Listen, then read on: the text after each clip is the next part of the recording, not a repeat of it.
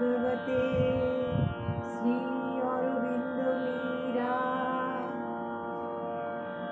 আমার খেলা যখন ছিল তোমার সনে, তখন কে তুমি তা কে জানতো? তখন ছিল না ভয়, ছিল না লাজ মনে, জীবন বহে যেত অশান্ত। খেলা যখন ছিল তোমার সনে, তুমি ভোরের বেলা ডাক দিয়েছ কত, যেন আমার আপন সখার মতো। তুমি ভোরের বেলা ডাক দিয়েছ কত, যেন আমার আপন সখার মতো।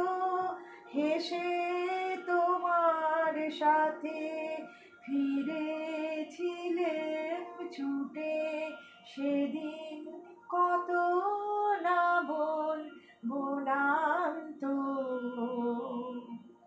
খেলা যখন ছিল তোমার সনে, ওগো সেদিন তুমি গাইতে যে সব গান, কোনো অর্থ তাহার কে জানতো? শুধু সঙ্গে তারি গাইতো আমার প্রাণ, সদা নাচতো হৃদয় অশান্ত। ওগো সেদিন তুমি গাইতে যে সব গান, কোনো অর্থ তাহার কে জানতো? শুধু সঙ্গে তারি গাইতো আমার প্রাণ, সদা নাচতো হৃদয় অশান্ত। হঠাৎ খেলার শেষে আজ কি দেখি ছবি, স্তব্ধ আকাশ নীরব শশী রবি। হঠাৎ খেলার শেষে আজ কি দেখি ছবি, স্তব্ধ আকাশ নীরব শশী রবি। তোমার চরণ পানে নয়ন করি নত, ভুবন দাঁড়িয়ে আছে একান্ত। খেলা যখন ছিল তোমার সনে, তখন কে তুমি তা কে জানতো? তখন ছিল না ভয়, ছিল না লাজ মনে, জীবন বহে যেত অশান্ত। খেলা যখন ছিল তোমার সনে। কোন্নগর শাখায় অনলাইন এবং অফলাইন ক্লাস গুগল মিটের মাধ্যমে অসীমদা আমাদের বলবেন চেতনা বিষয়। ধন্যবাদ।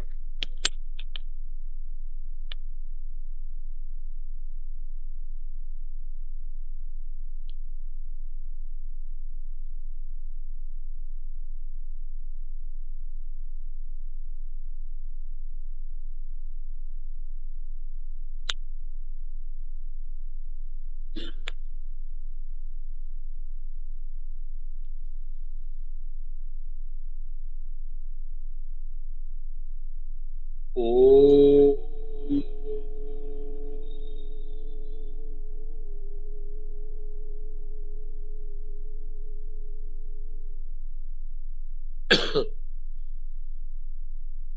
नमो भगवते श्री अरविंदमिला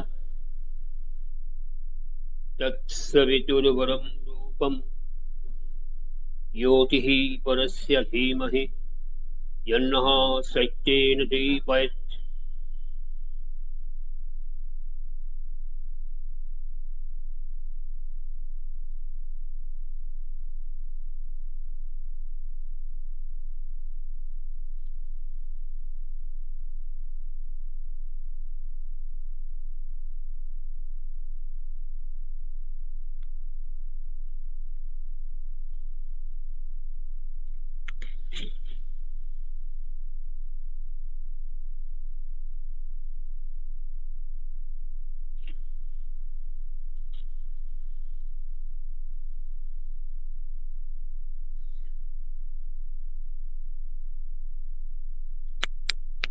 প্রথমে আপনাদের কাছে বলি,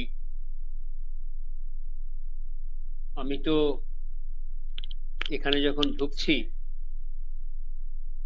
আমি একটু নস্টালজিক হয়ে যাচ্ছিলাম। তার কারণ শ্রী অরবিন্দের বাবা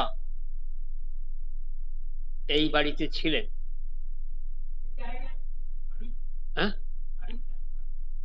না না, সেটা হোক, এই জায়গাটা তো বটে। ডক্টর কৃষ্ণধন ঘোষ ছিলেন, এটাই তো বটে। দেখুন, আমি যেখানে সব সময় আমার শ্রী অরবিন্দ ভবন, সেটা শ্রী অরবিন্দের জন্মস্থান।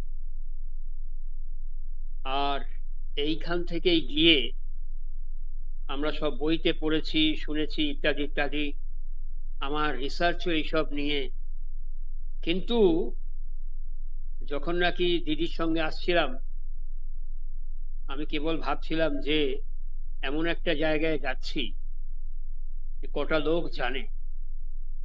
আমি শিওর যে বিদেশে, মানে পৃথিবীর যে কোনো প্রান্তে শ্রী অরবিন্দের মতন একজন, তার বাবার এইখানে এই জায়গাটা অন্যভাবে রক্ষা করা হতো।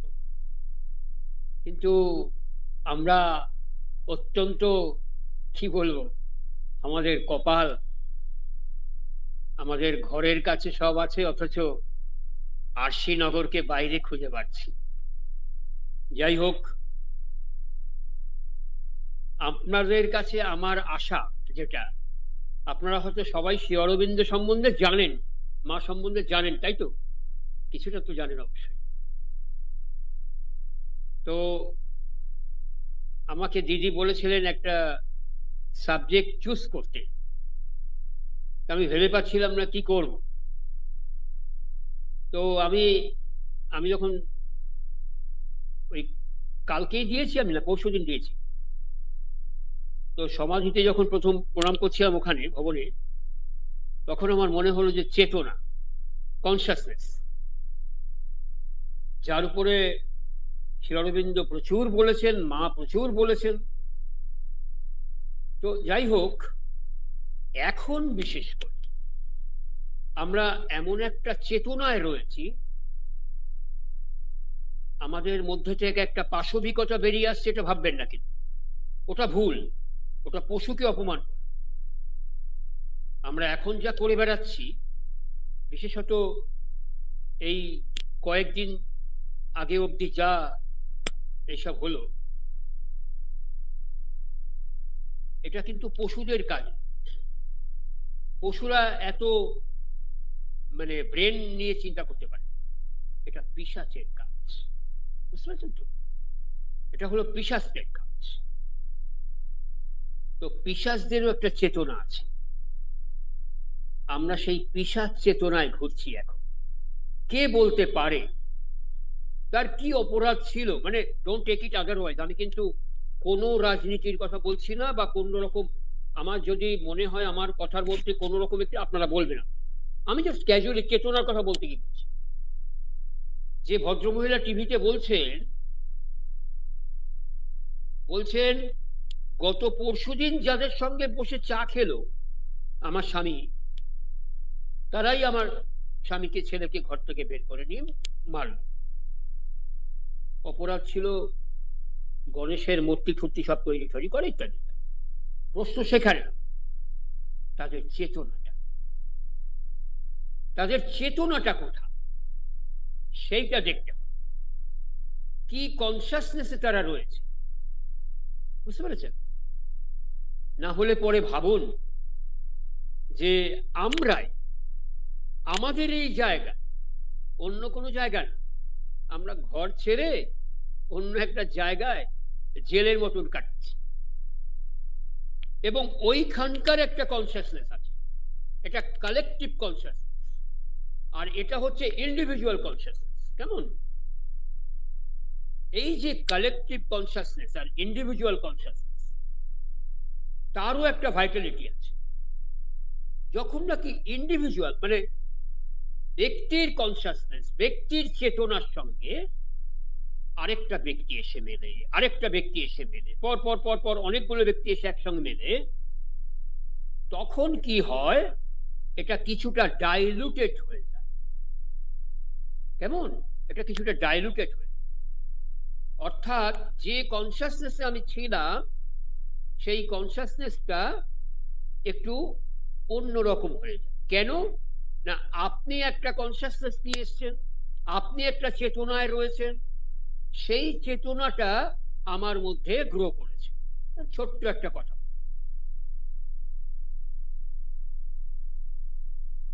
ঠাকুর শ্রীরামকৃষ্ণ এ প্রান্তে দাঁড়িয়ে আছে, ওই প্রান্তে মানে নদীর ওপারে একটা মাঝির সঙ্গে ঝগড়া হয়েছে, একটা মাঝিকে পরপর পরপর কয়েকটা চর মারছে, আর ঠাকুর এপারে বসে উহ আহ করছে। তার হৃদে মনে করেছে, তার ভাগ্নে মনে করেছে ঠাকুর আবার একটু হয়ে গেছে, আবার মামা তুমি এসব করছো। আসলে ঠাকুরের চেতনাটা যেখানে ছিল, সেই চেতনায় ঠাকুর অনেক কিছু ধরতে পারছেন যেটা হৃদে ধরতে পারছেন। ঠাকুরের চেতনাটা এত উচ্চে ছিল যে উচ্চ চেতনা থেকে ঠাকুর যেগুলো বুঝতে পারছে, ওখানে মারার সাথে সাথে মানে এখানে ঠাকুর আমাদের যে চেতনাগুলো, আমাদের যে একটা ভাইটাল কনসাসনেস আছে, জানেন তো, আমরা যে চেতনায় অলওয়েজ বিচরণ করি সেটাই কিন্তু আমাদের ভাইটাল নয়। ভাইটালটা হচ্ছে আমাদের একটা ইনার কনসাসনেস, ইনার, যেটা আমাদের আপনাদের আমার কথা বুঝতে কোনো অসুবিধা হচ্ছে না তো, মানে কঠিন মনে হচ্ছে না? যদি কঠিন মনে হয় বলবেন।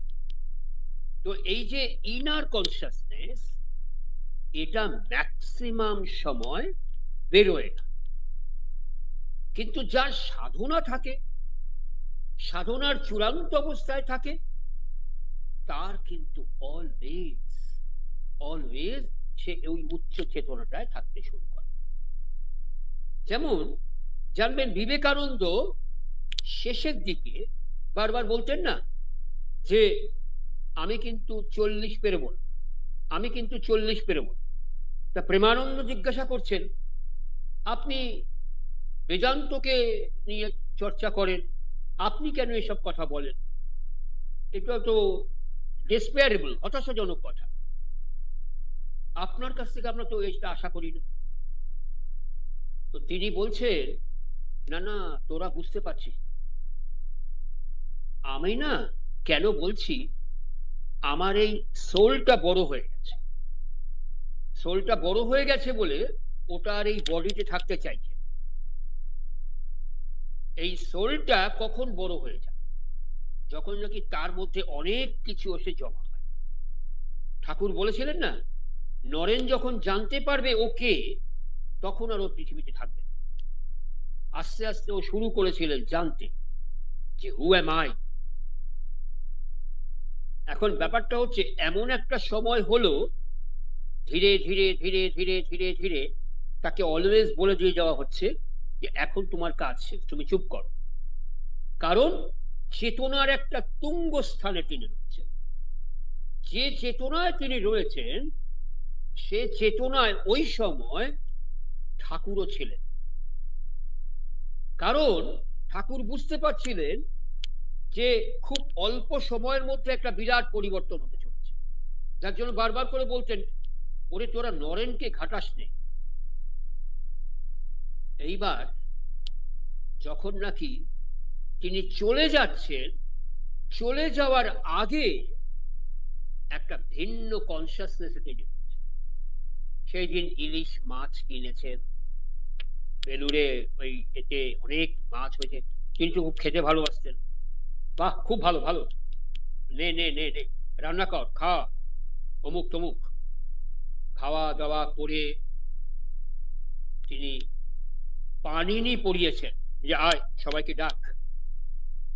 পানিনি পড়িয়েছেন, একেবারে তুঙ্গস্থানে তার চেতনাটা রয়েছে। তারপর তিনি গিয়ে বললেন যে আমি একটু এখন শুচ্ছি, আমাকে তোরা আর কেউ ডিস্টার্ব করিস না। ওই শোয়াটাই তার শেষ শোয়া। তার এই যে তার কনসাসনেসটা একেবারে তুঙ্গস্থান ছিল, এইখান থেকে তার যোগাযোগটা একেবারে পূর্ণ হলো। পূর্ণ হয়ে সোলটা বড় হয়ে গেল তিনি যখন বুঝতে পারলেন, যেটা আমরা বুঝতে পারব। তার কারণ তিনি বহু জন্মের সাধক।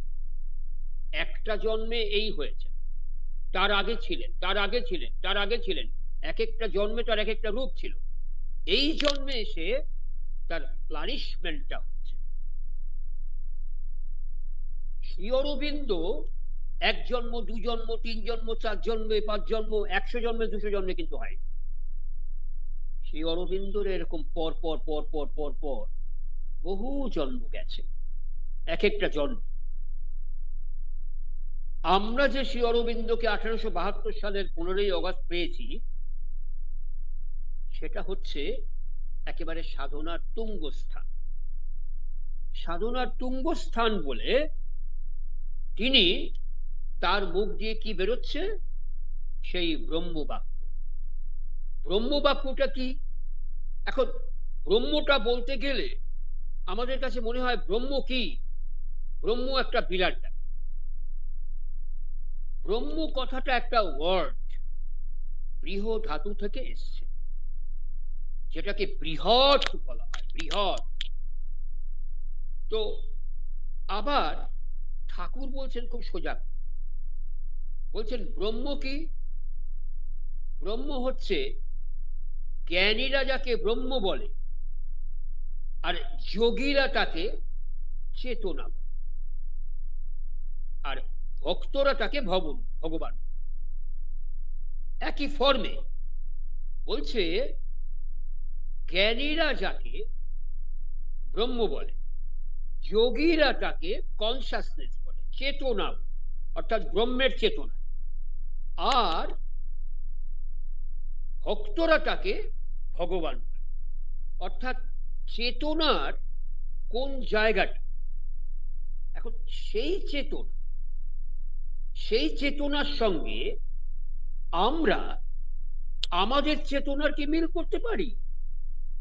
ঠিক ওই লেভেলে পারি, কিন্তু আমাদেরও তো একটা চেতনা আছে, আমাদেরও তো একটা সত্তা আছে,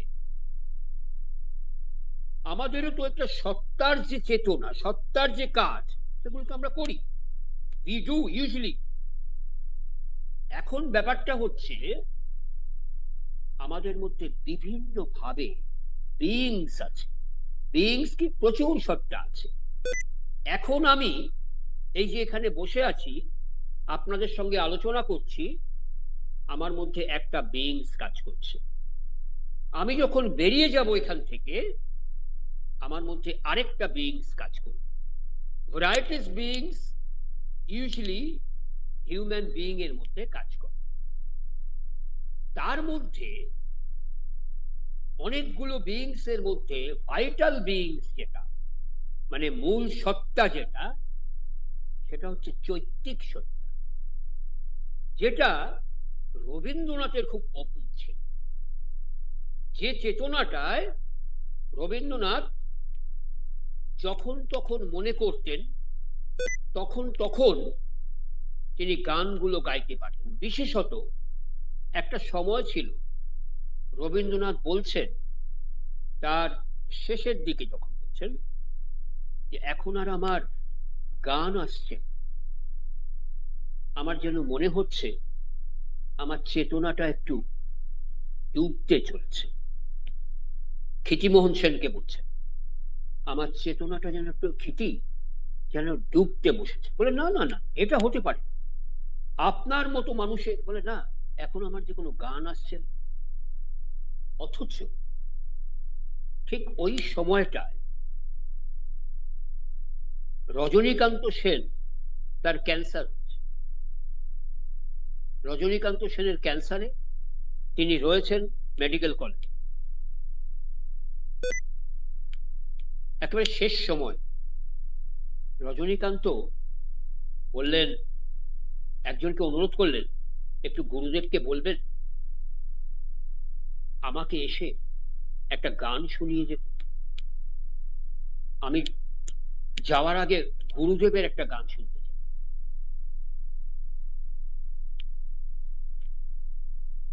গুরুদেব গেলেন, গুরুদেব গিয়ে তাকে গান শোনালেন। তিনি গানটা শোনার পর তিনি তার চোখ দিয়ে টপ টপ করে জল পড়ছে। বলছেন এখন, রজনীকান্ত বলছেন এখন আমার সুখের মৃত্যু হবে, আমার এখন সুখের মৃত্যু হবে। একটা যেন ভার নেমে গেল, একটা যেন ভার নেমে গেল। কেন? যে চেতনায় রবীন্দ্রনাথের গান তিনি শুনছেন, সে চেতনায় তার গান তিনি শোনেন, বা যে চেতনায় তার গান তিনি করেছেন তার চেয়ে একটা উচ্চ চেতনায় রবীন্দ্রনাথের গান গাইছেন। কি গান? ঠায় যেন মোর সকল ভালোবাসা, প্রভু তোমার পানে, তোমার পানে, তোমার পানে। এই গানটা, এটা গীতাঞ্জলিতে আছে, 53 নম্বরে গানটা আছে। এখন ব্যাপারটা হলো, ঠায় যেন মোর সকল ভালোবাসা, প্রভু তোমার পানে, মানে ভালোবাসাটা হোক তোমার পানে। তার মানে কি? Surrender, total surrender. শুধু শিবরবীন্দ্র বলছেন মাকে দিয়ে দাও, দিয়ে ওয়েট করো, এটা চাই ওটা চাই এইটা চাই ওইটা চাই এসব করো না, শুধু মার কাছে নিজেকে দিয়ে দাও। দেখো মা তোমাকে যা দেবেন তুমি নিতে পারো। নচিকেতাকে, ছান্দোগ্য উপনিষদে আছে, নচিকেতাকে ভরিয়ে দিচ্ছিলেন যম, যে তুমি এই নাও ওই নাও, যা কিছু আছে সব নাও, কিন্তু মৃত্যুর পরে কি সেটা জানতে চেও। নচিকেতা একটাই কথা জিজ্ঞেস করছে, এটা দিয়ে আমি কি পাবো? এটা কি আমার ফরএভার, এভারলাস্টিং, চিরকাল? তাহলে এটা দিয়ে আমার লাভ। অন্য কেউ জিজ্ঞেস করবে, অন্য কেউ জিজ্ঞেস করবে না, যা পারো চলো, এই যা জিনিস পেয়েছি, কারণ জম দিয়েছে, চলো চলো। তারপরে বলছে অপ্সরাদের নাও, যত রকম সুন্দর সুন্দর অপ্সরাদের নাও, যেখানে যেখানে চলো। কেন না? নচিকেতার ছিল সেই চেতনা, যে চেতনাতে নচিকেতা বুঝতে পারছেন এটা দিয়ে আমার কিছু হবে। রবীন্দ্রনাথ, তার ছোট্ট ছেলের মৃত্যু হয়েছে, সমীর মৃত্যুর আগে কিসে মৃত্যু হল? সমীর তো কলেরা হয়েছে, কলেরা তো এখন হয়ই না, এই হয়ে গেছে। এখান থেকে ডাক্তার নিয়ে যাচ্ছে মুঙ্গেরে, তার আগেই সব শেষ। রবীন্দ্রনাথ, সবচেয়ে তার প্রিয় ছেলে, রবীন্দ্রনাথ গেলেন, গিয়ে দেখলেন, দেখে তিনি আবার গাড়িতে উঠে এইটা রবীন্দ্রনাথ গাড়িতে উঠে তার যে সেলুন কার্ডটা, তার জানলাগুলো খুলে দিলেন, খুলে দিয়ে বলছেন যে পূবের আকাশের যে আলোগুলি আসিয়া পড়িল, তাহাতে বুঝিলাম কোথাও তো একচুল কোনো পরিবর্তন হয় নাই, যেখানে যাহা যাহা ছিল তাহা তাহাই রহিয়াছে, শুধু সমী নাই। এটা কে বলতে পারে 11.5 বছরের ছেলেটা চলে যাওয়ার পর এই যে আজকে শান্তিনিকেতনে গিয়ে, শ্রীনিকেতন যেটা, সেটা সমীর এটা তৈরি করে, কে বলতে পারে তার প্রিয় সন্তান চলে যাওয়ার পর, বা তার সন্তানের বন্ধু ভোলা চলে গেছে, ভোলার মৃতদেহ পাশে তিনি গান ধরেছেন, কোথায় আলো, কোথায় আরো আলো। এটা কোথায়? এটা যে চৈত্তিক কনসিয়াসনেস, চেতনাটা কোথায়? চেতনাটা এমন একটা জায়গায় রবীন্দ্রনাথের রয়েছে যে রবীন্দ্রনাথ চাইলে পারছেন, কিন্তু আর সবাই পারছেন না। তাই রজনীকান্ত বললেন যে, বা অতুল প্রসাদ রবীন্দ্রনাথের একটা গান শুনছেন, দাঁড়াও আমার আঁখিরও আগে, তোমারও দৃষ্টি হৃদয় লাগে। অতুল প্রসাদ চমকে গেলেন, গুরুদেবকে বললেন, এই সুরটা আপনি যেটা করেছেন, এই সুরটা আপনি আমাকে দিন, আমার একটা গান। ঠিক আছে, নাও। অতুল প্রসাদ এই সুরের উপরে একটা গান করছেন, শোনাও তোমার অমৃত বাণী,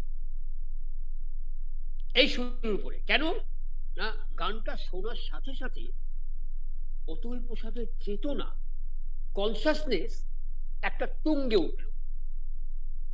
এই হচ্ছে একটা সাধক, একটা সাধকের চেতনা কোথায় থাকে? একটা সাধকের চেতনা কোথায় থাকে? চেতনা তাদেরও যারা আপনার সঙ্গে বেইমানি করছে, যারা কালকে আপনার পাশে শুয়েছে, আপনার পাশে গল্প করেছে, তারপরে আজকে আপনাকে প্ল্যান করেছে। মানে এটা বোধহয় মর্জিনা আবদাল্লার ওই আলিবাবার 40 চোরের এটাও সাংঘাতিক। প্ল্যান করেছে আপনাকে কিভাবে, এগুলো কি? এটাও চেতনা, কিন্তু এটা হচ্ছে একেবারে lower consciousness, lower vital consciousness. এখান থেকে বেরোয় আমি কিভাবে আপনাকে আছড়ে কামড়ে খাবো, শেষ করব, মানে আমার প্ল্যানটা হচ্ছে সেখানে চেতনা। এটাও একটা চেতনা, কিন্তু এই চেতনার এখানে এটা ওখানে ওটা কেন? তার কারণ হচ্ছে এই চেতনার সঙ্গে আমার যেটা যোগ করতে হবে সেটা কতগুলো ওয়ার্ড। সেটা কি? সিনসিয়ারিটি। সিনসিয়ারিটি, তারপরে কি? সিম্পলিসিটি, তারপরে কি? অনেস্টি। এইগুলো যোগ করে যাও, একটার পর একটা যোগ করো, দেখো তোমার চেতনাটা কোথায় যায়। তুমি তোমার এই যে চেতনায় রয়েছো, তুমি সেই চেতনায়। বা কিছুদিন আগেই তো বোধহয় গত বছর একটা ছেলের একটা মেয়েকে ভালো লেগেছে, কিন্তু মেয়েটার ভালো লাগে, তাকে যখন ভালো লাগেনি সেটা শুনবেন, আমি বলেছি আমার ভালো লাগবে যেটা আমি তাই করব। তাই ও যখন শোনেনি, ও যখন তার মনের মতন একজনকে চুজ করেছে, তাকে তার হোস্টেলের সামনে, সম্ভবত মালদা কিংবা বর্ধমান এরকম একটা জায়গা, তাকে একদিকে কোপাচ্ছে, আরেকদিকে তার মোবাইলটা স্ক্রল করে দেখছে, আর কে কি স্ক্রল করে করে দেখছে। কনসিয়াসনেসটা কোথায়? কোন রকম ভাববেন না যে যারা ওই কিছুদিন আগে এইসব করলো তাদের সঙ্গে কোনোই নাই কনসিয়াসনেস। কেন নেই? তার কারণ হচ্ছে মূল যে কনসিয়াসনেসটা, মূল যে গাছটা, সেটা যদি খারাপ হয়ে যায় তাহলে আপনি শত কিছুতেও পারবেন। তখন আপনাকে কষ্ট করতে হবে, সাফার করতে হবে। কি করতে হবে? তখন মাকে আঁকড়ে ধরতে হবে। শ্রী অরবিন্দ বলেছেন, গ্রাস্প দি মাদার, মাকে আঁকড়ে ধর। যত বেশি মাকে আঁকড়ে ধরবেন, আপনি দেখবেন আপনার এপাশে ওপাশে হচ্ছে ঠিকই, কিন্তু আপনার মধ্যে খুব একটা, যাকে আমরা রিপারকেশন বলি, প্রতিক্রিয়া বলি, হচ্ছে না। আপনি ভাবছেন যে আজকে এই কালোটা হচ্ছে ঠিকই, কিন্তু আলো আসবে, অর্থাৎ আলো আছে। কেমন? এই যে আপনার একটা একটা অ্যাসিওরেন্স ইউ আর গেটিং, পাচ্ছেন, সেটা কেন? এটা আপনার ইনার কনসিয়াসনেসটা খুব ভাইটাল হয়ে যাচ্ছে। কেমন? এই যে জায়গাটায় দেখুন, সারদা মা ভীষণ দয়াময়ী ছিল। সারদা মার কাছে একটা লোক এসে বললেন যে মা, আমি তো একদম অবস্থা খারাপ, আমার খাওয়া দাওয়ার কিছু নেই, হ্যান্ডে টাকারও কিছু নেই, দক্ষিণেশ্বরে তখন, তুমি আমাকে একটু থাকতে দাও। মা বললেন ঠিক আছে থাকো। সবাইকে ডেকে বললেন ও থাকবে এখানে। আসলে ও ছিল একটা চোর। কিছুদিন যাওয়ার পরেই ও যথারীতি চুরি করে ধরা পড়েছে। যখন ধরা পড়েছে, ওকে নিয়ে সবাই মার কাছে এসেছে, মা দেখো, তুমি তো এত ভালো করে দিয়েছো এই অবস্থা।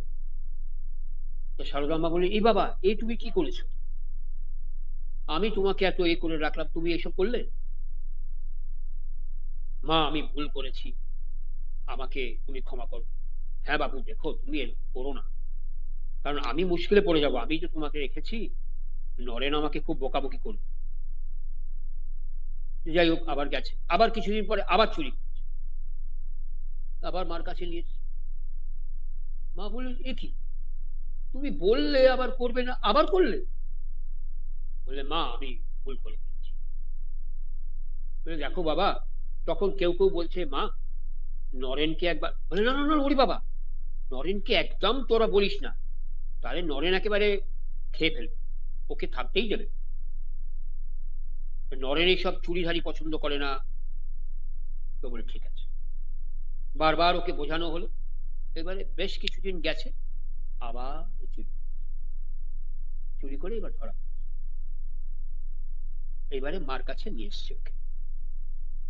নিয়ে আসার পর তো বলছে, এতবার করে বলার পরেও আবার তুমি করলে? বলছে, মা আমি ভুল করে ফেলেছি। বলছেন না। এইবার সারদা মা বলছেন, না থাক বাপু, তুমি এইবারে, আমি বুঝতে পারলাম এই জায়গাটা তোমার জন্য নয়, তুমি এবারে অন্য কোনো জায়গায় দেখো। যদি এখন যে তোমার পরিস্থিতি, এখন যে চেতনায় তুমি আছো, এই চেতনার বদল হয়, তখন তুমি এসো, তা না হলে আর তুমি এখানে এসো। ও ভাবছে যে মা তো কাউকে তাড়ান না, তার মানে নিশ্চয়ই আমি যখন জিনিসপত্র নিয়ে আসবো, মা আমাকে আবার রেখে দেবে। তো ওকে মা বলেছেন যে ওকে ওর সব জিনিসপত্র করে রাখো, দিয়ে দাও। এসছেন, যখন নাকি এসে মার কাছে দাঁড়িয়েছে, ওর যা আছে পড়লো, দেখছে মা কাঁদছে। তো মার কান্না দেখে ও কান্না ভেঙে পড়েছে, কিন্তু মা কাঁদলেও মা কিন্তু ওকে থাকতে বললেন। মা বললেন, বাছা, আমি তো কাউকে কোনোদিন তাড়াইনি, তুমি ব্যতিক্রম, কিন্তু আমি বাধ্য, আমার কিছু করার নেই। তবে আমার মনে হয় তুমি অন্য কোনো জায়গায় থাকলে হয়তো তুমি ভালো থাকতে পারবে, কারণ এইখানকার জল হাওয়াটা তোমার সহ্য হচ্ছে না। এই জল হাওয়াটা কি? কনসাস চেতনা। তার কারণ হচ্ছে একটা সাংঘাতিক জায়গা থেকে এসে না ও নিতে পারছে না। বিশপ ক্যান্ডেল স্টিকের কথা মনে আছে? যে চোরটাকে ভালো করার জন্য বিশপ নিয়ে এসেছিল, তাকে তো কোন রকম ওকে পিউরিফিকেশন হয়নি, তুমি থাকো এখানে। ওখানে রেখে বিশপ চলে গেছে। যখন নাকি ক্যান্ডেল স্টিকটা, আরে গোল্ডেন সোনার ক্যান্ডেল স্টিক, ও তো ওর লোভ হবেই। ও যখন নিয়ে পালাচ্ছে, রাস্তায় ধরা পড়েছে, যখন নাকি নিয়ে এসছে, সবাই বলছে দেখুন ফাদার, আপনি ওকে একটু দেখেছেন আর ও আপনাকে এরকম করলো। বলে না না না, তোমরা ওকে ছেড়ে দাও, দোষ আমার। আমার যেটা করার দরকার ছিল প্রথমেই, আমি যতই বলি না কেন, আমি এসছি বাইরে থেকে এক কনসাসনেস নিয়ে, আপনাদের কাছে ছিল আরেক কনসাসনেস। আমার কোন রকম পিউরিফিকেশন হলো না, আমি এসে আপনাদের সঙ্গে মিশে গেলাম, কখনোই হতে পারে না। বিকজ আই এম নট সাধক এট অল। আমি সাধক নই। আমার মধ্যে যত রকম বাজে কনসাসনেস আছে, সেই কনসাসনেস এখানে ঢুকবেই। এবং দেখবেন, যদি তাই হয়, আপনি কেউ আসলে আপনার খুব আনন্দ হচ্ছে, কেউ আসলে আপনি ভাবছেন তরকারি চলে যাক। That is call consciousness.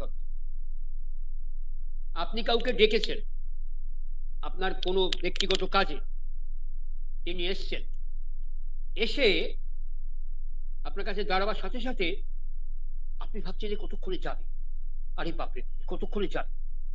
কারণ এমন একটা কনসাসনেস নিয়ে এসছে, আপনি বুঝতে পারছেন যে কিরকম লাগছে আপনার শরীরটা। আবার আপনি তাড়াহুড়োয় একটা বিরাট ভাইটাল জায়গায় যাবেন, ওই সময় একজন এসে ঝড়ের মতো এসে উপস্থিত হয়েছে, দিদি আমি ওই একটা হঠাৎ ছিলাম, এই আমার তো কাজে আছে। কিন্তু দাঁড়াবার সাথে সাথে তার কাজ ফাজ সে ভুলে গেছে, মনে করছে আর একটু থাকুক। কনসাস, তার চেতনাটা ওই জায়গায় রয়েছে। ওই চেতনাটা ওই জায়গায় রয়েছে বলে আর যাই হোক আর একটু থাকুক। এটা তো গেল সারদা মার কথা। এবারে মার কথা শুনুন, কোথায় জায়গাটা। এই যে বলছিলাম না, রবীন্দ্রনাথের সাইকিকটা, চৈত্য সত্তা বেরিয়ে আসছে। আমরা তো কত বামপন্থী, মানে অনেক ভারী ভারী ওয়ার্ড শুনি না। তার আগে আপনাদের কাছে একটা বলে দিই, আপনার প্রলেটারিয়েট বলে একটা ওয়ার্ড আছে, জানেন তো? এইটা তো আপনারা নিশ্চয়ই সবাই জানেন, একটা বামপন্থীদের ওয়ার্ড। হ্যাঁ, প্রলেটারিয়েট। এই প্রলেটারিয়েট কথাটা একটা একটা হচ্ছে রোমান, একটা ল্যাটিন ওয়ার্ড। অরিজিনাল ওয়ার্ডটা হচ্ছে প্রলেটারিয়াটুস, ওইখান থেকে ইংরেজিতে এসে প্রলেটারিয়েট। প্রলেটারিয়েট মানে সর্বহারা। এটা বামপন্থীরা খুব ইউজ করে, বামপন্থীরা ইউজ করে এবং সবাই জানে, মানে ভারতবর্ষের সবাই বামপন্থীরা জানে যে এটা বামপন্থী। কারণ ওই যে সর্বহারা ঠারা এইসব কথা তো আমরা তাদের কাছেই শুনি, যে যাদের কেউ নেই তাদের আমরা আছি, অমুক তুম, মানে ওই সব কথা। আপনারা কি জানেন ভারতবর্ষে এটা কে চালু করেছিলেন? তখন কমিউনিস্ট পার্টির জন্ম হয়। তখন লেনিনের 1917 সালের বিপ্লবও হয়নি, নভেম্বর বিপ্লব হয়নি, তারও আগে 1920 সালে তাশকান্দে কমিউনিস্ট পার্টি প্রতিষ্ঠা হয়েছে, মানবেন্দ্রনাথ রায়, বঙ্কিম মুখার্জি ইত্যাদি ইত্যাদি। তারপর কমিউনিস্ট পার্টি প্রতিষ্ঠা হয়, তারপর তো তারা। আর এটা কবেকার সৃষ্টিটা? এটা হয়েছে 1894 সালে। 1894 সালে ওই গুজরাটে, বরোডায়, মহারাষ্ট্রে একটা ইংরেজি পেপার, হ্যাঁ, দেশপান্ডে, কেজি দেশপান্ডের একটা ইংরেজি পেপার, তার মধ্যে একটা টপিক ছিল new lamp for the old. কার লেখা? 22 বছরের একটি বাঙালি যুবক, যিনি তার আগের বছর ইংল্যান্ড থেকে এসেছেন, সেই অরবিন্দ। তাতে তিনি লিখছেন দেশপান্ডে বলল তোমার কলমটা খুব ভালো। আপনারা জানেন নিশ্চয়ই যে Shri Aurobindo Cambridge university at that very time Latin আর গ্রিকে এত নাম্বার পেয়েছেন 2025 সালে, আজও রেকর্ড হয়ে রয়েছে, আজও নোবডি হ্যাজ গট দিস। তিনি তখন লিখছেন যে এই যে কংগ্রেস দলটা, এটা একটা ব্রিটিশের দালালে পরিণত হচ্ছে। তিনি লিখছেন তার এই চোখা চোখা ইংরেজি, বলছেন যদি প্রকৃত আমাদের ভালো করতে হয় তাহলে হাটে মাঠে বাটে ঘাটে যারা আছে, যারা নিরন্ন, যাদের কিচ্ছু নেই, যাদের প্রলেটারিয়েট বলা হয়, তাদেরকে নেতৃত্ব দিতে হবে। এটা কোনো বামপন্থীদের কথা নয়। একটা 22 বছরের যুবক যিনি ভারতবর্ষের কিচ্ছু জানতেন না, যার 14 বছর কেটেছে ইংল্যান্ডে, 14 বছর ইংল্যান্ডে, আর তার আগের 2 বছর দার্জিলিং লোরেটো কনভেন্টে, তাহলে 16 বছর, আর 5 বছর তিনি এখানে কাটিয়েছেন। হ্যাঁ, তো এই যে আপনার এই যে স্প্যানটার মধ্যে তিনি বাংলা জানতেন না, বাংলা বলতেও পারতেন, কিন্তু তার বাংলা লেখা আপনারা একটু চেষ্টা করে পড়বেন। একটা বই কারা কাহিনী, কারা কাহিনীটা পড়ে তিনি বাংলায় লিখেছেন। তিনি পড়ে দেখবেন যে কি ধরনের বাংলা। আপনাকে যদি কেউ বলে না দেন, আপনি চোখ বুজে বলবেন এটা বঙ্কিমের বাংলা।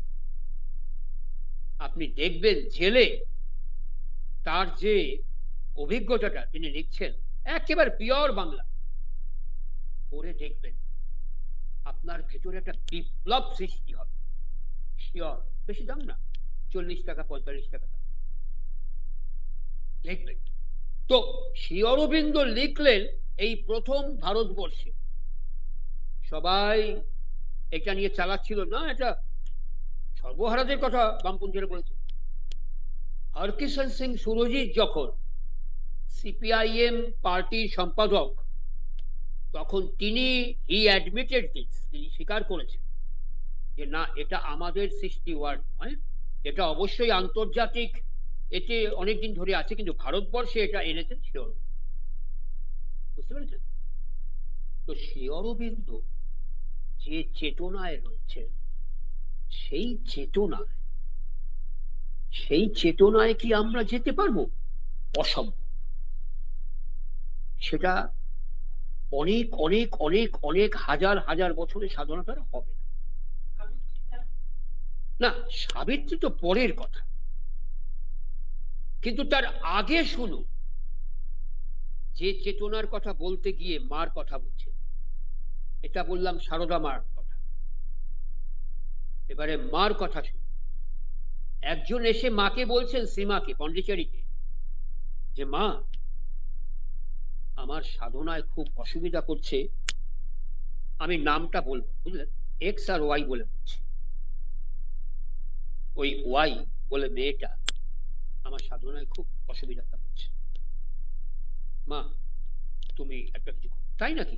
তুমি ওকে ডাকো, আমি ওকে এক্ষুনি বারণ করব।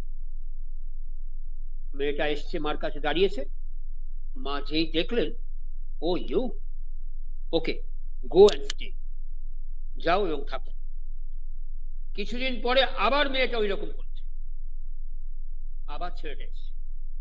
মা তুমি তো বলেছিলে, কিন্তু ও তো আমাকে ডিস্টার্ব করছে, আমার সাধনায় অসুবিধা হচ্ছে। ওকে, কল হয়, ডাকো। ডেকেছি, ডাকার পরে মা ওই একই কথা বলে, ওকে, ও ইউ, গো অ্যান্ড স্টে, যাও এবং থাকো। থার্ড টাইম আবার একই হচ্ছে। বিরক্ত হয়ে মার কাছে, মা তাহলে কি আমাকে তুমি সরিয়ে দেবে? আমি, মা একটু চিন্তা করে বলল, আচ্ছা আচ্ছা, ওকে যাও। এটা আপনাদের ভাবতে হবে। হ্যাঁ, মার ডাকার পরে মা ওর দিকে তাকিয়ে দেখলেন, মা চুপ করে বললেন, ওকে, গো অ্যান্ড স্টে। ভাবুন, দুটোর কথা বললাম, কনসাসনেস, একটা সারদা মা, একটা মা, গো অ্যান্ড স্টে, যাও এবং থাকো। এইবারে মা ওকে ডাকে, ছেলেটাকে ওকে ডেকে বললেন যে তুমি দেখো তোমার কোনো গন্ডগোল আছে কি। আপনারা জানেন বিবেকানন্দ যখন নাকি ওই এই যে এখন যে বিবেকানন্দের বাড়িটা পেছনে থাকতেন না গৌরমোহন স্ট্রিটে, ওই সময় তার ঠিক পেছনের বাড়িটা থেকে তখন তো অল্প বয়সের মেয়েরা বিধবা হয়ে আসতো, খুব সুন্দর দেখতে একটা মেয়ে, অল্প বয়সের মেয়ে বিধবা হয়ে চলে এসছে। ও বয়সী লোক বৃদ্ধ তার সঙ্গে বিয়ে দিয়ে মেয়েটা ছাতে উঠতো, বিবেকানন্দ ছাতে উঠে পড়াশোনা করতেন। মেয়েটা বিবেকানন্দকে দেখে খুব ভালো লেগেছে, মেয়েটা তাকিয়ে থাকে। তো বিবেকানন্দ একদিন লক্ষ্য করেছেন যে ব্যাপারটা এরকম। বিবেকানন্দ একদিন ওকে ডেকে বললেন যে দেখো তোমার জন্য আমার পড়াশোনার অসুবিধা হচ্ছে, তুমি এরকম করো না। আর মেয়েটা অপলাকে বলছে কিন্তু আমি কি করব বলো তো, আমার তো তোমাকে দেখলেই খুব ভালো, আমার তো তোমাকে দেখলেই খুব ভালো। বিবেকানন্দ আর কোনো কথা বলেননি, নেমে গেছে। মাকে বলেছেন, রাগ করেছেন, মা বলেছে। মা শুনেই বলে ওরে বাবা আর ছেলেকে রাখা যাবে, তার ছেলেকে বিয়ে দিতে হবে, যা ইউজুয়ালি করে। ভুবনেশ্বরী দেবী করলেন, বিশ্বনাথ বসুকে বললেন। বাবা তো সঙ্গে সঙ্গে বলে তাহলে এদিকে উনি পড়লেন মুশকিলে, উনি পড়লেন উনি তো বিবাহ করবেন না। উনি রাম বসুর কাছে বললেন রাম কি করি। তখন রাম বসু একটা কথা বললেন যে দেখ নরেন, তোকে দেখে ওর ভালো লেগেছে আর তোর ওকে দেখে ভালো লাগে, তুই একটা অন্য চেতনায়, ও একটা অন্য চেতনা, ওর দোষটা কোথায়? ওর দোষটা কোথায়? ওর তোকে ভালো লাগা কি অন্যায়? তোকে দেখে ওর ভালো লেগেছে, তা অন্যায়টা কি ও করছে? তুই ছেড়ে দে, তুই বরঞ্চ ছাতে আর উঠিস না। হয়ে গেল। এখন ব্যাপারটা হচ্ছে এই যে চেতনার, বিবেকানন্দের যে চেতনাটা, মেয়েটা সেই চেতনাটা নয়। অবশ্যই অনেক লয়ার কনসেপ্ট, কিন্তু বিবেকানন্দকে একটা বিট করছে কেন? তার কারণ হচ্ছে লোয়ার কনসাসনেসের চেতনা করতে পারে, ভীষণ ক্ষমতা তাদের। যতটা না ভালো চেতনা আপনাকে অ্যাট্রাক্ট করবে তাড়াতাড়ি, একটা খারাপ চেতনা তাড়াতাড়ি করবে। অতএব মা ওকে বোঝালেন যে তোমার কোনো গন্ডগোল নেই তো। এইবারে চলে গেলেন, এইবারে ও ফোর্থ টাইম মার কাছে এসে বললেন যে মা আই অ্যাম সো ক্লিয়ার।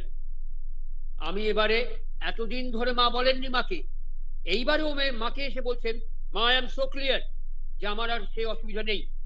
কিন্তু এখনো এইবার ওকে ডাক, রিচার্ডটা দেখুন। মা ডাকলেন, মা ডেকে যেই ওকে দাঁড় করালেন, এতদিন ধরে ও মার চোখের দিকে তাকাতো, মুখের দিকে তাকাতো, এখন আর মেয়েটা না চোখের দিকে তাকাচ্ছে না মুখের দিকে তাকাচ্ছে, তার মাথা নিচে করছে। কেন? মা বললেন এতদিন ধরে ওর চৈত্য সত্তাটা একেবারে দুর্দান্ত ছিল, আমি ওর চৈত্য সত্তাটা দেখতে পাচ্ছিলাম, তাই আমি ওকে হাঁটাইনি এখান থেকে।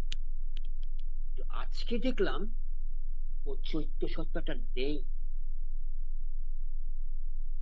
যেটাকে আমরা সাইকিক বিইং বলি। আপনাদের বুঝতে কষ্ট হচ্ছে না তো?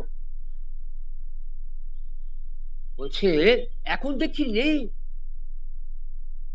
ও আর থাকতেই পারলো না, মাকে বলতেও হলো। তার কারণ মার কাছে দাঁড়াবার মতন সেই ক্ষমতাটা নেই। তার কারণ সেই চেতনায়। আপনারা ব্যাসদেবের নাম জানেন, যিনি মহাভারত লিখেছেন? মহাভারত কিন্তু নজরুল লেখেননি, ব্যাসদেব লিখেছেন, ঠিক আছে তো? তো এখন ব্যাসদেব তার ছেলেকে খুঁজছে, সুখদেবকে। বুঝতে পেরেছেন? সুখদেব কোথায় রয়েছে? সুখদেব সব মেয়েদের সঙ্গে জল কেলি করছে। এইবারে যেই ব্যাসদেব সুখদেবকে খুঁজছেন, তাড়াতাড়ি যেই শুনেছে বাবা ডাকছে, সুখদেব পালিয়েছে উঠে। ওরা তাড়াতাড়ি, বাবা যাতে ওকে না ধরতে পারে, তাড়াতাড়ি যে ব্যাসদেবকে দিকে তাড়াতাড়ি সবাই গায়ে জামা কাপড় পরছে। ব্যাসদেব অবাক হয়ে জিজ্ঞাসা করলেন, আমার ছেলে জোয়ান, তার সঙ্গে তোমরা এতক্ষণ অবলীলাক্রমে জামা কাপড় খুলে বসেছিলে, আর আমি একটা বৃদ্ধ, আমাকে দেখে তোমরা জামা কাপড় পরছো কেন? বলছে, যে চেতনায় আপনি রয়েছেন, সুখদেব সেই চেতনায় ছিল। হতে পারে যে চেতনায় সুখদেব ছিল, সে চেতনাটা আপনার নয়। যারা বলছেন তারা এক একটা সাধিকা। ব্যাসদেব মাথা নিচু। কুরুক্ষেত্র যুদ্ধ শেষ, কৌরব পক্ষের কিচ্ছু নেই, অশ্বত্থমা এইরকম কয়েকজন ছাড়া। আর পাণ্ডব পক্ষের এরা রয়েছে, দুর্যোধন, এই যুধিষ্ঠির, ভীম, শ্রীকৃষ্ণ এসে দাঁড়িয়েছেন। এইবার গান্ধারী এসছেন। গান্ধারী এতদিন পর চোখ খুলছেন। চোখ খুলে যখন নাকি শ্রীকৃষ্ণকে দেখলেন, শ্রীকৃষ্ণকে বলছেন, তুমি নারায়ণ, আর তুমি ইচ্ছে করলে আমার একটা ছেলেকে বাঁচিয়ে রাখতে পারতে না? একটা ছেলেকে, যে আমায় মা বলে ডাকবে। তুমি এত নিষ্ঠুর হতে পারো? নারায়ণ এত নিষ্ঠুর হয়?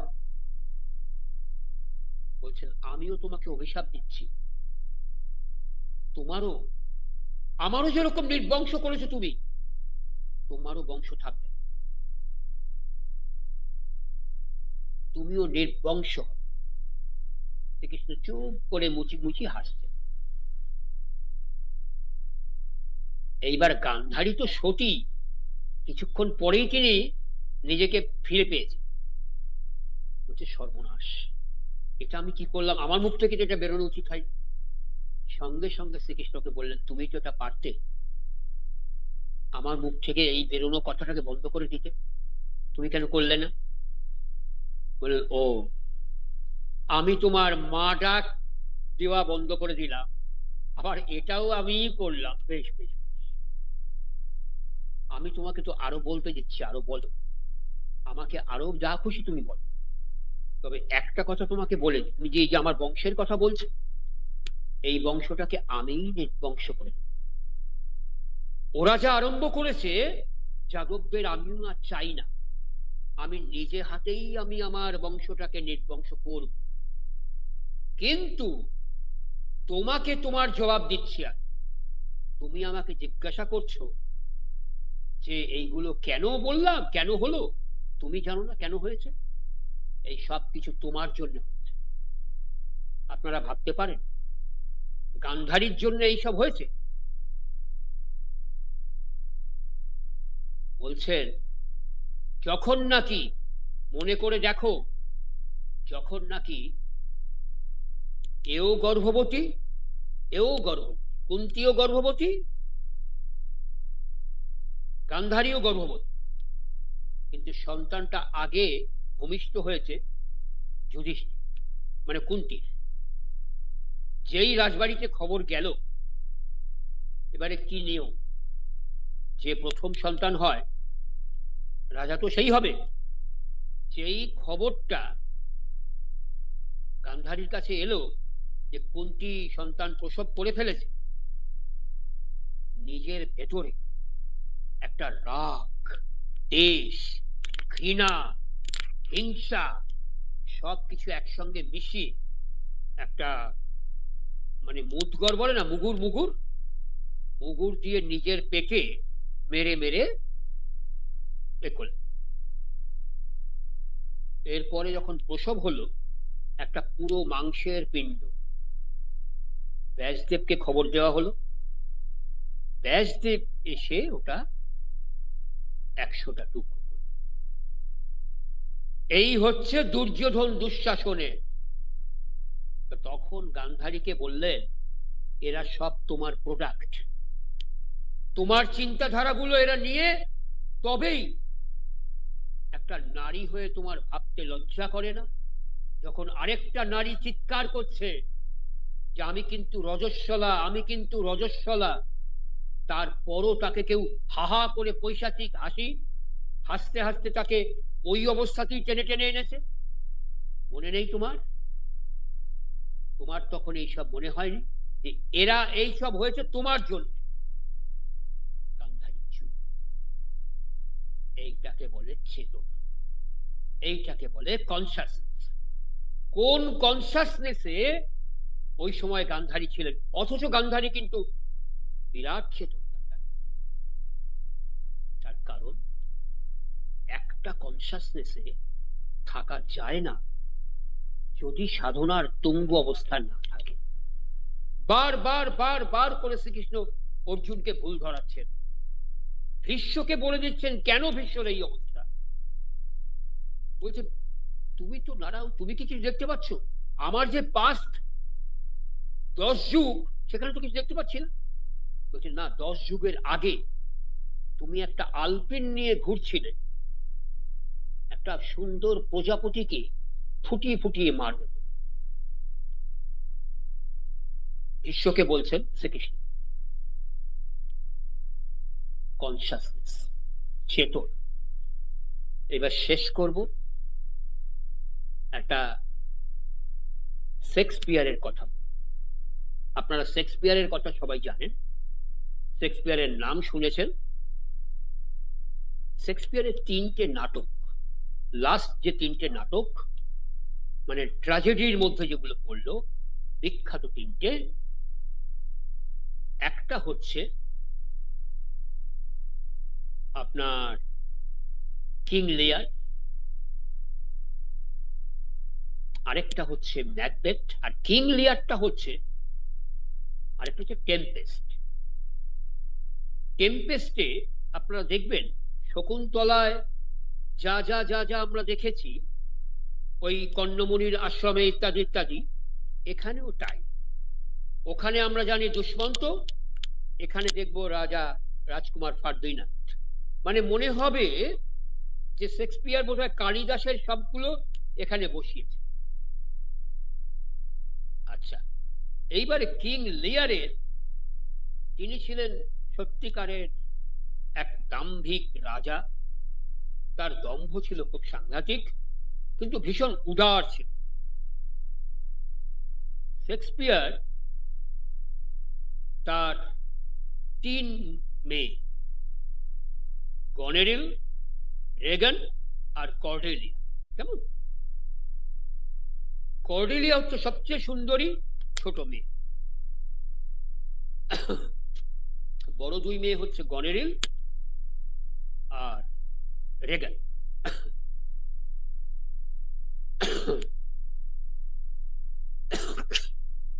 কিং লিয়ার একদিন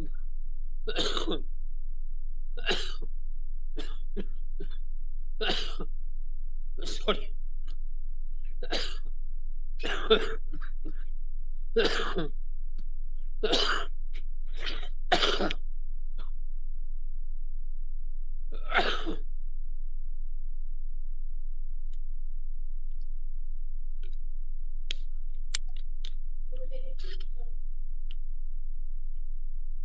কিং লিয়ার একদিন তার মেয়েদের বললেন, আচ্ছা খেয়ালি রাজা তো, আচ্ছা তোমরা আমাকে কি রকম ভালোবাসো সবাই? এরা জানতেন যে খুব বার খাওয়া লোক, মানে বার খাওয়া লোক, একটু টুপি দিয়ে দেয় না, উঠে যায়। এই দুজনেই খুব ভালো টুপি পড়াতে পারতো, গনেরিল আর রেগান। গনেরিল বলছে, বাবা আমি তোমাকে কি বলবো, আমি তোমাকে কিরকম ভালোবাসি জানো? এই যে দেখছো সমুদ্র, এই সমুদ্র যখন বিশাল, আমি তোমাকে সমুদ্রের মতন ভালোবাসি। বিশাল খুব খুশি, এই নাও তোমার এই টিলা। এবারে রেগানকে ডেকেছেন, মেজো মেয়েকে। মেজো মেয়ে শুনে নিয়েছে দিদি কি বলেছে। তো মেজো মেয়ে এসছে, বলে রেগান তুমি আমাকে কিরকম ভালো চোখে দেখো, কিরকম ভালোবাসো? বাবা আমি তোমাকে কিরম ভালোবাসি জানো? হ্যাঁ, ও তো বললো সমুদ্র, আমি হচ্ছে আকাশ। আকাশ যেরকম বিশাল, আমি ওই রকম বিশাল করে ভালো। বাহ, এই নাও তুমিও নাও। এইবারে ডেকেছে কর্ডেলিয়াকে, ছোট মেয়ে, 17 বছর বয়স। কর্ডেলিয়া এসছে। কর্ডেলিয়া, তোমার দুই দিদি কি বলেছে শুনেছো তো, আমাকে কিরম ভালোবাসে? বলে বাবা তুমি আমাকে বলো কিরকম, মানে ওদের চেয়ে আরো কতটা বাড়াবে, কি দিয়ে বাড়াবে? ও তো সমুদ্র হয়ে গেছে, আকাশ হয়ে গেছে, আর কি দিয়ে বাড়াবে? কর্ডেলিয়া বলছে বাবা, বাবাকে ভালোবাসবে তার সন্তান, তার আবার পরিমাপ কি করে হবে? এ তো আমার ফিলিংস, এ তো আমার বোধ, এ তো আমার চেতনা, এ তো আমার কনসাসনেস। আমি আমার কনসাসনেসটাকে তোমাকে দেখাবো কি করে? কি এত বড় কথা ওরা বললো, আর তুমি, তার মানে তোমার এত অহংকার? তুমি ভেবে দেখো, এখনো ভাবো আমি সময় দিচ্ছি, তোমাকে কিন্তু আমি কিচ্ছু দেবো না। বলে তা হতে পারে বাবা, এই দেওয়ার সঙ্গে আমার ভালোবাসার সম্পর্ক নেই। তুমি আমার পিতা, তুমি দিলেও আমার পিতা, না দিলেও আমার পিতা। আমি তোমার সন্তান, আমি তোমার সন্তানই থাকবো। কাজে কাজেই আমি এটা তোমাকে দেখাতে পারবো না যে কিরকম আমি তোমাকে ভালোবাসি। আচ্ছা, এত দূর স্পর্ধা তোমার, তোমাকে আমি কিচ্ছু দেবো বলে ওর ভাগে যা ছিল, কর্ডেলিয়ার ভাগে সব নিয়ে ওই দুজনকে দিয়ে দিয়েছে, দুই বোনকে, রেগান আর কর্ডেলিয়াকে। বলছে তোমরা খুশি? বাবা এ আমি আর কি বল, তুমিই তো দিয়েছো বাবা। আর দুজনে মিলে বলছে নে ভোগ। একটু একটু আমরা তো টুপি দিতে পারবি না, আর একটু, তাহলেই তো তুই পেয়ে যেতি, এবার নে। কিন্তু কর্ডেলিয়া খুব আনন্দে রয়েছে, এত আনন্দ রয়েছে চিন্তার। বলছে তাহলে আমার তো আর কিছুই নেই, সব দিয়ে দিলাম, এইবারে আমি তোমাদের কাছে। বলে হ্যাঁ বাবা অবশ্যই। গনেরিল বলল বাবা তুমি আমার কাছে প্রথম মাসটা থাকবে, দ্বিতীয় মাসটা রেগানের কাছে থাকবে। ঠিক হয়ে গেল, সব ঠিক হয়ে গেল। যে মাসে 31 দিন, সেখানে সেইটা কে রাখবে? কারণ 30-30 করে ঠিক আছে, 1 মাস গনেরিল, 1 মাস রেগান, তাহলে 31 দিনটা আমি কেন বেশি রাখবো? ও বলছে তাহলে হাফ হাফ করো, মানে সকালবেলা অব্দি আমার কাছে থাকবে, বিকালবেলা অব্দি তোমার কাছে থাকবে। এইরকম করে বাবার কানে সব যেতে লাগে। বাবা ধীরে ধীরে ধীরে ধীরে ধীরে ধীরে বাবা আস্তে আস্তে আস্তে আস্তে ভেঙে পড়তে লাগে। কিং লিয়ার, রাজা লিয়ার। এইবার দুই মেয়েটা চূড়ান্ত ছাড়ে। তোমার জন্য কি কোথাও বেরোতে পারবো না আমরা? ইউজুয়ালি যা হয় আর কি, এখানে আমরা এখন যা দেখি, বয়স্ক বাবা মাকে ওখানে রেখে দিয়ে ওখানে রেখে দিয়ে, তোমার জন্য কি বেরোতে পারবো না আমরা? আশ্চর্য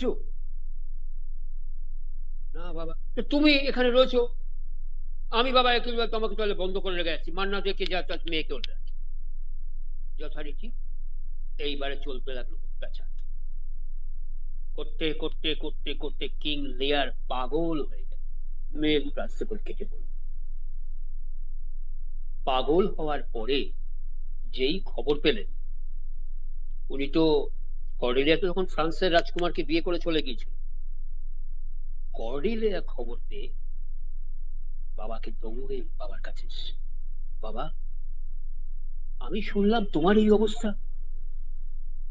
তো বাবা তখন কর্ডেলিয়ার দিকে চেয়ে কাঁদছে আর বলছে, আমি তো তোমার প্রতি অন্যায় করেছি, কিন্তু তুমি কি সেটা ভুলতে পেরে আমাকে দেবে? বলছেন বাবা তুমি তো কোনো অন্যায় করো। বলছে বাবা তোমার যে ওই সময় কনসাসনেস ছিল, সেই চেতনায় থেকে তুমি করছো। তুমি কিং লেয়ারই আছো, তুমি সেই আছো। আমিও তোমার মেয়েই আছি। চলো বাবা, তুমি আমার কাছে এসো। এইবার কিং লিয়ার বুঝতে পারছেন তার ইনার কনসাসনেসটা জাগছে, চেতনাটা জাগছে, যে সত্যিই তো আমি এতদিন হোক্সের মধ্যে ছিলাম। আমরা সবাই যে চেতনার মধ্যে দিয়ে থাকি না দৈনন্দিন, একটা সাংঘাতিক চেতনা। দিন দিন তো আরো জানবেন, অলওয়েজ যেটা আমাদের করতে হয়, যা শ্রী অরবিন্দ বলেছেন, মাকে আঁকড়ে ধর। মাকে যখন আঁকড়ে ধরব, দেখবেন যতই বাজে চেতনা আমাদের মধ্যে আসুক, ওটা রেকটিফাইড, ওটা পিউরিফাইড হয়ে আমাদের মধ্যে থেকেই একটা অন্যভাবে তার প্রকাশ হয়। আজকে এখানে শেষ করি।